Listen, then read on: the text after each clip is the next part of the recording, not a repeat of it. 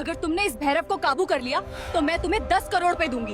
और सुनो, मैं तुम्हारे साथ शादी करके अपना पति बनाऊंगी। अगर तू इस भैरव को काबू नहीं कर पाया तो जिंदगी भर मेरा गुलाम रहेगा। ठीक है, चैलेंज स्वीकार है। दोपहर की चलचिलाती धूप में उत्तर प्रदेश के गांव रामपुर गढ़ का वह विशाल मैदान गर्द और शोर से भरा हुआ था। आज वहां तिल रखने की भी जगह नहीं थी। ढोल और नारों की गूंज के बीच मैदान के ठीक मध्य में जो खड़ा था, उसे देखकर बड़े बड़े पहलवानों का पसीना छूट रहा था। वह कोई आम जानवर नहीं था, बल्कि कालदेव जैसा दिखाई देने वाला एक विशालकाय काला सांड था, जिसका नाम भैरव था। उसकी मजबूत मांसपेशियां लोहे की तरह सख्त थीं और आंखें दहकते अंगारों की तरह लाल हो रही थीं। नथुनों से निकलती भाप उसके अंदर के भड़कते गुस्से की गवाही दे रही थी। गांव भर में ऐलान करवा दिया गया था कि जो भी इस सांड भैरव को काबू कर लेगा, उसे 10 करोड़ रुपए का इनाम दिया जाएगा। भीड़ में से किसी ने चिल्लाकर कहा, जो इस बैल को काबू करेगा उसे 10 करोड़ रुपए मिलेंगे। यह रकम इतनी बड़ी थी कि दूर दराज शहरों से नामी ग्रामी पहलवान यहां आ पहुंचे थे। कोई पहाड़ जैसा विशाल शरीर रखता था तो किसी के बाजुओं में हाथी जैसी ताकत थी। मुकाबला शुरू हुआ। तालियों और सीटियों के शोर में पहला पहलवान अखाड़े में उतरा। उसने पूरी ताकत आजमाई, मगर सांड ने उसे एक ही झटके में सूखी पत्ती की तरह हवा में उछाल दिया। फिर दूसरा आया। उसने चालाकी से सींग पकड़ने की कोशिश की, मगर पलक झपकते ही वह भी धूल चाट रहा था। एक के बाद एक कई सूरमा आए, लेकिन नतीजा वहीं रहा, धूल, दर्द और जिल्लत। धीरे धीरे भीड़ का जोश डर में बदलने लगा। लोग फुसफुसाने लगे, यह सांड नहीं, राक्षस है। इसे छेड़ना यमराज को दावत देना है। उसी घबराई हुई भीड़ के एक कोने में एक दुबला पतला सा लड़का खड़ा था। उम्र करीब 15 साल। उसका नाम था आरव। उसके कपड़ों पर जगह जगह पैबंद लगे थे। पैरों में चप्पल तक नहीं थी, मगर उसकी आंखों में वह डर नहीं था जो बाकी सब में था। वहां एक अजीब सी शांति, एक गहरी एकाग्रता थी। आरव की दुनिया इस चकाचौंध से बहुत अलग थी। वह गांव की गंदगी से प्लास्टिक और बोतलें चुनकर अपना पेट भरता था। उसका घर, अगर उसे घर कहा जा सके, टिन और प्लास्टिक से बनी एक छोटी सी झोपड़ी थी, जहां उसकी बीमार मां हर पल मौत से लड़ रही थी। दवाइयों की कमी के कारण उनकी खांसी दिन ब दिन बढ़ती जा रही थी। आरव के पिता, जो कभी इस इलाके के सबसे माहिर पशु वैद्य माने जाते थे, बरसों पहले एक हादसे में दुनिया छोड़ गए थे। मगर जाते जाते वे अपने बेटे को एक अनमोल खजाना दे गए थे, जानवरों को समझने का हुनर। बचपन में आरव घंटों अपने पिता को जानवरों के साथ देखता था। वे कहते थे, बेटा, जानवर को ताकत से नहीं, दिल से जीता जाता है। जब तुम उसकी आंखों में बिना डर के देखोगे तो उसका गुस्सा खुद पिघल जाएगा। आज वही आवाज आरव के कानों में गूंज रही थी। मैदान में खड़ा भैरव अब भी जमीन कुरेद रहा था। आरव ने एक गहरी सांस ली। उसे वहां सांड नहीं, अपनी मां का इलाज दिखाई दे रहा था। उसे 10 करोड़ रुपए नहीं, एक नई जिंदगी नजर आ रही थी। अचानक वह लड़का भीड़ को चीरता हुआ आगे बढ़ा। लोगों की नजर उस पर पड़ी तो पहले हैरानी हुई, फिर ठहाकों की गूंज उठने लगी। अरे, ये तो कचरा चुनने वाला है, अब ये सांड से लड़ेगा। मगर आरव की नजरें सिर्फ एक ही चीज पर टिकी थीं, उस विशालकाय सांड पर। अरे पागल, यहां हड्डियां टूटती हैं, खिलौने नहीं मिलते, भीड़ में से आवाज आई। मगर आरव ने किसी की न सुनी। वह सीधा आगे बढ़ता हुआ मैदान के खास हिस्से तक जा पहुंचा, जहां गांव के सम्मानित लोग और मुकाबले के आयोजक खड़े थे। वहां एक आलीशान कुर्सी पर सफेद वस्त्र में बैठी थीं तान्या सिंह, रामपुर गढ़ की सबसे अमीर जमींदार की बेटी, बेहद खूबसूरत, आत्मविश्वासी और घमंडी। उसकी आंखों में अजीब सा गर्व और जिज्ञासा था। असली ऐलान उसी ने करवाया था। यह मुकाबला उसी की जिद पर रखा गया था। आरव उसके सामने जाकर रुक गया। उसकी आवाज में जरा भी कंपन नहीं था, चट्टान जैसी मजबूती थी। मुझे एक मौका चाहिए, मैं इस सांड को काबू कर सकता हूं। एक पल के लिए पूरा मैदान स्तब्ध हो गया, जैसे समय ठहर गया हो। फिर जोरदार ठहाके गूंजे। यह सांड को हरा देगा, इनाम के लालच में जान देने आया है, पागल। तान्या ने उसे ऊपर से नीचे तक देखा। उसकी नजरें आरव के फटे कपड़ों और नंगे पैरों पर ठहर गईं। वह हल्की सी मुस्कुराई। अगर तुमने इस सांड भैरव को काबू कर लिया तो मैं तुम्हें 10 करोड़ रुपए दूंगी और तुमसे शादी करके अपना पति बनाऊंगी। भीड़ एकदम शांत हो गई। आरव की आंखों में एक चमक उभरी। वह एक कदम और आगे बढ़ा। अगर मैं जीत गया तो तुम मुझे 10 करोड़ दोगी और तुम मुझसे शादी करोगी, ठीक है? मैदान में जैसे बिजली गिर गई हो। हर तरफ सन्नाटा। तान्या की आंखों में हैरानी की लहर दौड़ी। फिर उसके होंठों पर एक चुनौती भरी मुस्कान उभरी। और अगर तुम हार गए तो सारी जिंदगी तुम्हें मेरी गुलामी करनी होगी। आरव ने बिना पलक झपकाए जवाब दिया, ठीक है, चैलेंज स्वीकार है। भीड़ में शोर फूट पड़ा। किसी ने कहा पागल है, किसी ने कहा खुदकुशी करने आया है। मगर आरव अपनी जगह से 1 इंच भी न हिला। उसके चेहरे पर जिद्दी सुकून था। वह जानता था कि यह सिर्फ मुकाबला नहीं, उसकी मां की आखिरी उम्मीद है। अचानक सांड ने जमीन पर जोर से पैर मारा। गर्द का बादल उठा और उसकी भयावह हुंकार से पूरा मैदान कांप उठा। आरव के मन में वह काली रात घूम गई जब उसकी मां खांसते खांसते बेहोश हो गई थी। घर में दवा तो दूर, साफ पानी तक न था। वह बाहर बैठा बेबसी से रो रहा था। उसने आंखें बंद कीं। काश आज पिताजी होते। जब उसने आंखें खोलीं तो वह डरा हुआ लड़का नहीं रहा था। वह अपने पिता की विरासत बन चुका था। मैदान में उतरने का इशारा मिला। लोग पीछे हट गए। अक्ल और ताकत की टक्कर शुरू होने वाली थी। आरव धीरे धीरे आगे बढ़ा, न जल्दी न आक्रामकता। सांड ने सिर उठाया और भयानक आवाज के साथ उसकी ओर लपका। भीड़ की चीख निकल गई, मगर आरव अपनी जगह जमा रहा। आखिरी पल में वह हल्का सा एक तरफ खिसक गया। सांड का वार खाली गया, मगर उसकी रफ्तार इतनी तेज थी कि हवा के जोर से आरव जमीन पर लुढ़क गया। अब नहीं उठेगा, किसी ने चिल्लाकर कहा, मगर आरव उठ खड़ा हुआ। घुटनों से खून बह रहा था। हथेलियां उछल गई थीं, मगर आंखों में हार नहीं थी। सांड भी हैरान था। अब तक सब ताकत से टकराए थे। यह लड़का पानी की तरह बह रहा था। आरव ने सांड की सांसों के साथ अपनी सांसों का तालमेल बिठाया। वह उसकी गर्मी, उसकी धड़कन, उसके गुस्से को महसूस कर सकता था। अचानक मौका मिला। उसने सींग नहीं पकड़े, न छाती तान कर सामने खड़ा हुआ। वह बिजली की तेजी से उसके पीछे की ओर पहुंच गया। सांड बौखला गया, उछला, पीठ झटकी। आरव हवा में ऊंचा उठा, मगर गिरा नहीं। उसके हाथ झोंक की तरह सांड के शरीर से चिपके हुए थे, पकड़ फौलाद जैसी मजबूत। पूरा मैदान शांत हो चुका था। हजारों सांसें थमी हुई थीं। उसके पिता की आवाज फिर गूंजी, जब जानवर थकने लगे उसे लड़ाई नहीं, रास्ता दिखाओ। आरव ने जोर नहीं लगाया, बस खुद को सांड की हर हरकत के साथ सामंजस्य में ढाल लिया। मिनट गुजरते गए। सांड का गुस्सा अब थकान में बदलने लगा था। उसकी रफ्तार धीमी पड़ गई। भारी सांसों की आवाज साफ सुनाई देने लगी। आरव ने धीरे धीरे अपनी पकड़ का दबाव बदला। उसने सांड को दबाया नहीं, बल्कि उसे मोड़ने का इशारा दिया। लड़ाई नहीं की, बस दिशा दी। और फिर वह हुआ जिसकी किसी ने कभी कल्पना भी नहीं की थी। वह विशालकाय काला सांड धीरे धीरे अपने घुटनों पर आया और फिर जमीन पर बैठ गया। पूरा मैदान स्तब्ध रह गया। 1 पल, 2 पल, फिर किसी ने चीख कर कहा, बैठ गया, सांड बैठ गया। अचानक तालियों की गड़गड़ाहट से आसमान गूंज उठा। आरव ने धीरे से उसके माथे पर हाथ फेरा, बिल्कुल वैसे जैसे कोई अपने पुराने दोस्त को दिलासा देता है। जो जानवर कुछ पल पहले मौत बनकर दौड़ रहा था, अब एक आज्ञाकारी बछड़े की तरह शांत था। उसकी आंखों के अंगारे बुझ चुके थे। भीड़ का सब्र टूट गया। खुशी की लहर दौड़ गई। कोई ताली बजा रहा था, कोई हैरानी से आंसू बहा रहा था। यह चमत्कार है, यह लड़का आम नहीं। आरव वहीं जमीन पर बैठ गया। उसका शरीर थकान से टूट रहा था, सांसें बेकाबू थीं, मगर उसके मिट्टी से सने चेहरे पर एक विजय मुस्कान थी। उसने आसमान की ओर देखा और मन ही मन कहा, पिताजी, हो गया। अचानक उसे अपनी मां याद आई। यह जीत तालियों की नहीं थी, यह उस एक सांस की थी जो उसकी मां को चाहिए थी। लोग उसे हीरो कहने लगे। कोई पानी ले आया, कोई उसे कंधों पर उठाने की कोशिश करने लगा। पहली बार किसी ने उसे कचरा चुनने वाला नहीं, बल्कि एक योद्धा की नजर से देखा। तान्या सिंह अपनी कुर्सी से धीरे धीरे खड़ी हुई। उसके चेहरे से घमंड गायब हो चुका था।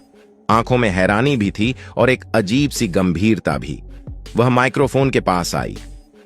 आप सबने अपनी आंखों से देखा है, इस लड़के ने नामुमकिन को मुमकिन कर दिखाया है।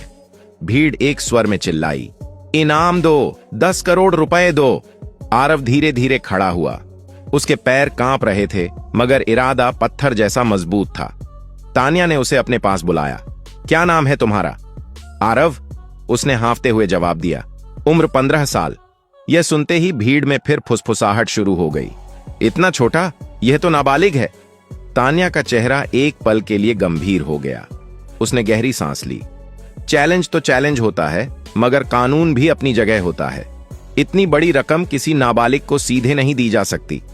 मैदान में सन्नाटा छा गया। आरव की आंखों में हैरानी उभरी। लेकिन मैंने सांड को काबू किया है, आप सबने देखा है। तान्या कुछ पल चुप रही, फिर धीमी आवाज में बोली, हां, तुम जीते हो और मैं अपनी बात से पीछे नहीं हटूंगी, मगर रकम सीधे तुम्हें नहीं दी जा सकती। भीड़ में बेचैनी फैल गई। यह नाइंसाफी है, जान इस बच्चे ने खतरे में डाली। आरव के हाथ खुद ब खुद मुट्ठी में बदल गए। उसे लगा जैसे उसके पैरों के नीचे से जमीन खिसक गई हो। अभी जो उम्मीद का सूरज निकला था, उस पर कानून के बादल छा गए थे। उसने नम आंखों से तान्या की ओर देखा। अब मामला सिर्फ पैसों का नहीं था, यह उसकी मां की जिंदगी का सवाल था। आरव की आवाज में एक दर्द भरी फरियाद थी। मुझे पूरे 10 करोड़ नहीं चाहिए, बस इतना दे दीजिए कि मेरी मां बच जाए। उसके ये शब्द मैदान में मौजूद हर इंसान के दिल को चीर गए। पूरा माहौल शांत हो गया। तान्या ने आरव को गौर से देखा। अब उसकी आंखों में घमंड नहीं था, वहां सम्मान था। वह धीमी आवाज में बोली, तुम बहुत बड़ा दिल रखते हो आरव, हम कोई ना कोई रास्ता जरूर निकालेंगे। बहस शुरू हो गई। वकील, कागजात, कानून, सब बातें होने लगीं। मगर आरव के पास वक्त नहीं था। हर गुजरता पल उसे अपनी मां से दूर ले जा रहा था। वह और इंतजार न कर सका। वह भीड़ को चीरता हुआ नंगे पांव दौड़ पड़ा। घायल शरीर, बहता खून, मगर कदम रुके नहीं। वह सीधा अपनी टूटी हुई झोपड़ी की ओर भागा। दरवाजे पर पहुंचकर उसकी सांसें फूल चुकी थीं। अंदर अंधेरे में उसकी मां लेटी थीं, सांसें भारी, आंखें बंद। आरव दौड़कर उनके पास घुटनों के बल बैठ गया। उसने उनका ठंडा, कमजोर हाथ अपने हाथों में लिया। आंसू टपक कर उनकी हथेली पर गिरने लगे। रूंधी हुई आवाज में उसने कहा, मां, उठो, मैं जीत गया। मां ने बड़ी मुश्किल से आंखें खोली।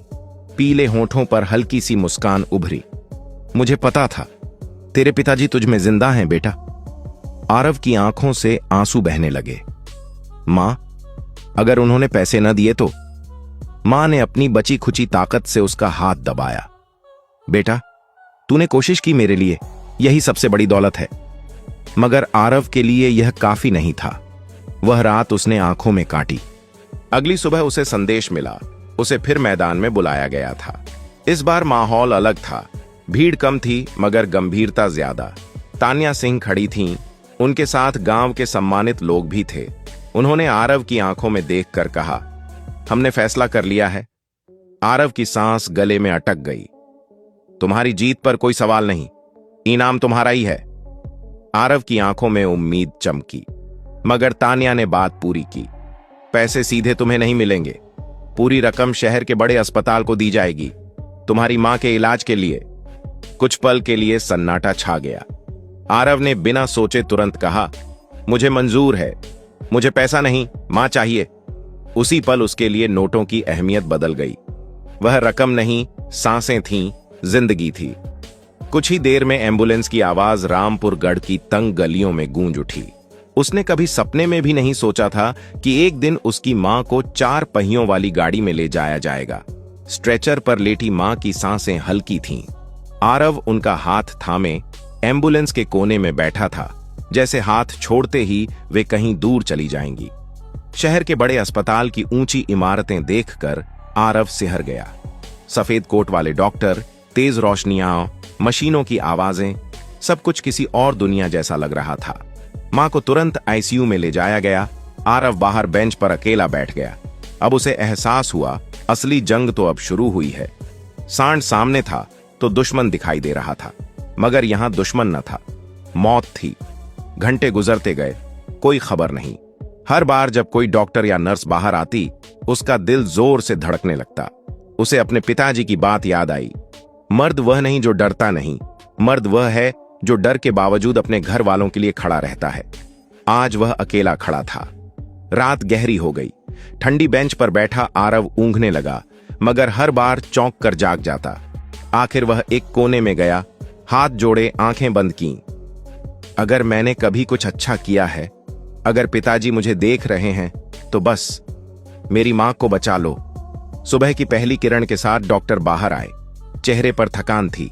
आरव दौड़कर उनके पास पहुंचा। मेरी मां। डॉक्टर ने मास्क हटाया और हल्की सी मुस्कान के साथ कहा, ऑपरेशन सफल रहा, खतरा टल गया है। आरव वहीं जमीन पर बैठ गया, जैसे किसी ने उसके कंधों से पूरी दुनिया का बोझ हटा दिया हो। उसकी आंखों से आंसू बह रहे थे, मगर यह खुशी के आंसू थे।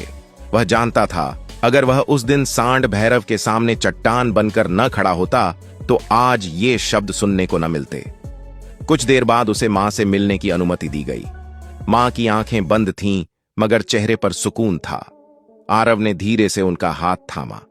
मां, मैं हूं। मां की उंगलियां हिलीं, होठों पर हल्की सी मुस्कान आई।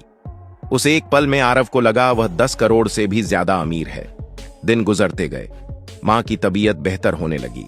आरव रोज उनके पास बैठता, कभी पानी पिलाता, कभी बातें करता। एक दिन मां ने कमजोर आवाज में पूछा, सच बता बेटा, उस जानवर के सामने तुझे डर नहीं लगा था? आरव मुस्कुरा दिया। नहीं मां, आपने ही तो सिखाया था, हार मान लेना पाप है। मां की आंखें नम हो गईं। कुछ दिनों बाद छुट्टी मिल गई। जब वे अस्पताल से बाहर निकले, तो आरव ने आसमान की ओर देखा। आज सूरज कुछ ज्यादा ही चमकीला लग रहा था, जैसे जिंदगी खुद मुस्कुरा रही हो। वह मां का हाथ पकड़कर धीरे धीरे चल रहा था। मां कमजोर थीं, मगर आंखों में जीवन लौट आया था। अब आरव सिर्फ बेटा नहीं, सहारा बन चुका था। झोपड़ी में वापस आकर सब कुछ वैसा ही था। टूटी छत, पुरानी दीवारें, तंगी। मगर एक फर्क था, अब उस घर में बेबसी नहीं थी। कुछ दिनों बाद गांव का मंजर बदलने लगा। वही लोग जो पहले मजाक उड़ाते थे, अब सम्मान से मिलते थे। कोई फल लाता, कोई कपड़े, कोई सिर्फ आरव को देखने आता। एक दिन तान्या सिंह भी आईं, सादे कपड़ों में, बिना किसी घमंड के। उन्होंने आरव के सामने आकर कहा, तुमने सिर्फ सांड को काबू नहीं किया, तुमने मेरा घमंड भी तोड़ा है। वह कुछ पल चुप रहीं, फिर धीमी आवाज में बोली, चैलेंज मुझे याद है और मैं अपनी बात से पीछे नहीं हटती। आरव ने हैरानी से उनकी ओर देखा। तान्या ने नजरें झुका लीं। मगर शादी किसी जिद या घमंड पर नहीं होनी चाहिए। अगर कभी होगी तो बराबरी और सम्मान पर होगी। आरव ने शांति से जवाब दिया, मैंने चैलेंज जीता था, दिल नहीं हारना चाहता, बाकी फैसला वक्त करेगा। तान्या की आंखों में पहली बार नरमी थी। समय गुजरता गया। आरव ने बोतलें चुनना छोड़ दिया। उसने शहर के एक मैकेनिक के पास काम सीखना शुरू कर दिया। मेहनत उसे विरासत में मिली थी, अब उसे दिशा मिल गई थी। मां रोज सुबह उसके लिए दुआ करती थी, भगवान मेरे बेटे को हमेशा सलामत रखना।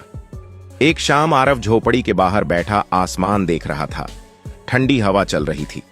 वह धीरे से बोला, पिताजी, आपने जो सिखाया था उसी ने मां को बचाया है। हवा का एक झोंका उसके बालों को छूकर गुजरा, जैसे किसी ने सिर पर हाथ रखा हो। महीने बीत गए। मां पूरी तरह स्वस्थ हो गईं। घर में अब हंसी सुनाई देती थी।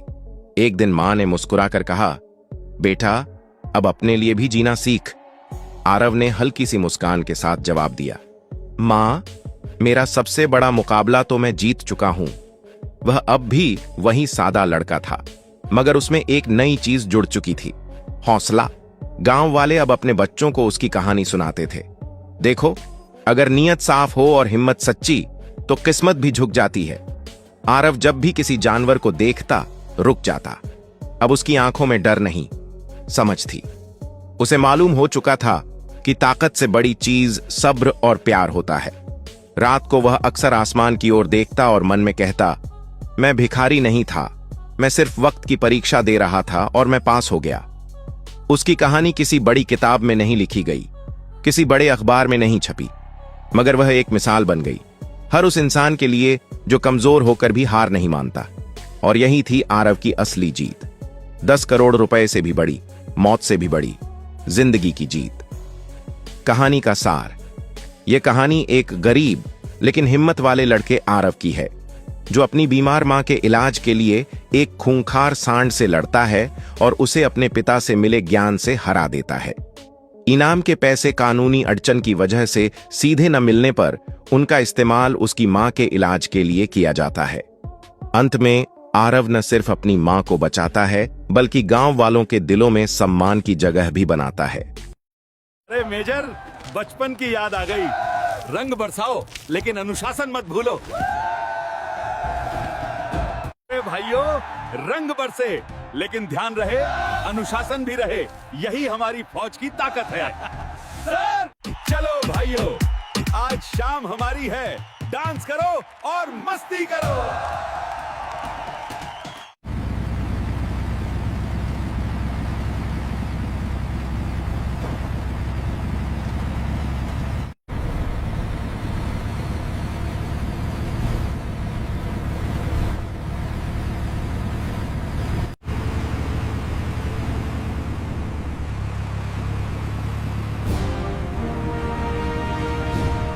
सर, गांव में तो रंग बरस रहे होंगे, गुलाल उड़ रहे होंगे और बच्चे पिचकारी लेके भाग रहे होंगे।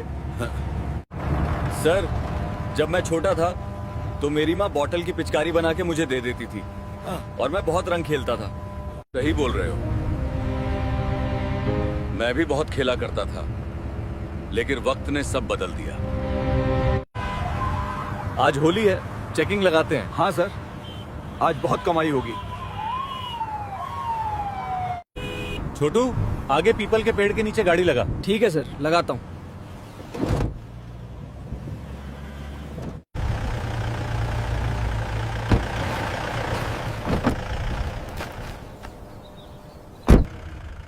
पूरे सड़क में पत्थर लगा दो।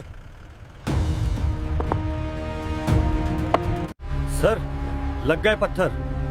ध्यान से चेक करना, कोई भी छूटना नहीं चाहिए। जी सर। मुझे जाने दो, मेरे पास पैसे नहीं है। सर, मेरे पास केवल 300 रुपए ही हैं और मैं दवा लेने जा रहा था। मेरी माँ की तबीयत खराब है। चल दे पैसे। साहब, लौटा दो। दरोगा साहब ने तो मेरे सारे पैसे ले लिए। मैं अब माँ की दवाई कैसे लाऊंगा? सर, लगता है आर्मी वालों का ट्रक आ रहा है।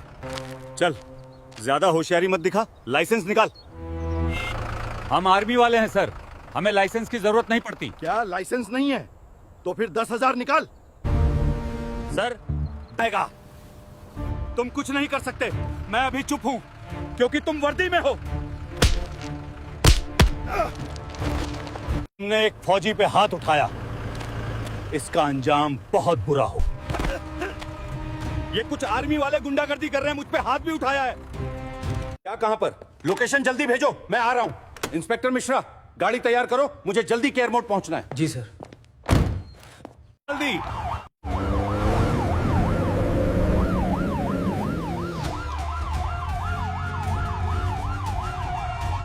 देखो, डीएसपी साहब आ रहे हैं। अब देखना तुम्हारी क्या हालत होती। और जब नहीं दिया तो एक आर्मी के जवान पर हाथ उठा दिया। You have irrefutable proof of the corruption within your ranks, Mr. DSP. This can not be true. तुमने एक आर्मी ऑफिसर को बिना कारण के हाथ उठाया, इसलिए तुमको 9 महीने के लिए सस्पेंड किया जाता है। सब मुझे माफ कर दो, गलती हो गई। ये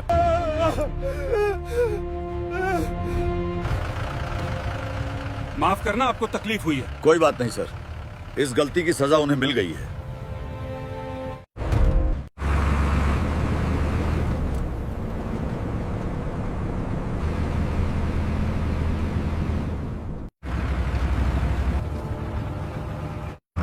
सर, पहले होली की बात कुछ और थी। बचपन में पूरे गांव में होली खेला करते थे।